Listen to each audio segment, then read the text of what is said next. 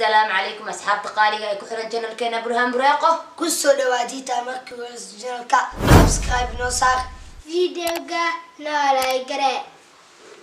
أصحاب تقاليق هعاو وحا uddabaal degaynaa waa kowda luuliya kusoo dhawaada hambalyo culimaadudiinka dhalinyarada ummada Soomaaliyeed meel walba aad joogtaan waxaan idin leeyahay hambalyo maalinta qaaliga ah kowda luuliya oo ay mudoobeen gobolada koonfureed iyo gobolada waqooyi aad iyo aad ummada Soomaaliyeed meel walba joogtaan waxaan idin leenahay anagoo team burhaan buraaqa ah hambalyo haye Axmed Khayr maanta maadaama ay tahay maalintii xurriyadda ummada Soomaaliyeed maxaa leedahay ummada Soomaaliyeed meel walba joogtiin hambalyo Cabdifataax adigana maadaama maanta ay tahay maalintii xurriyadda ummada Soomaaliyeed maxaa leedahay hambalyo Soomaaliweyn meel walba joogtiin hambalyo kadib maanta maadaama ay tahay maalin weyn waxaan rabaa inaan meeshaan uga qayb qaato baraambur yar xurriyadeena qiimaha badan calankeena qaaliga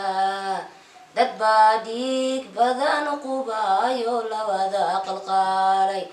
dad baa qorraxda u istaagayo qayrkood ka haray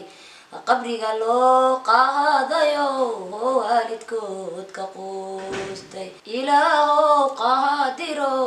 nabad nagu qabooji oo ilaahow qaadiro dowladeena quwadu yeer madaxda maanta joogta rabbiyow mas-uulka yeel oo dowladnimada noqo iftiintay daa'imo inoo daa kuwiina daryeela rabbiyow inoogu deeq mas-uulaan helnayo masiir madax sare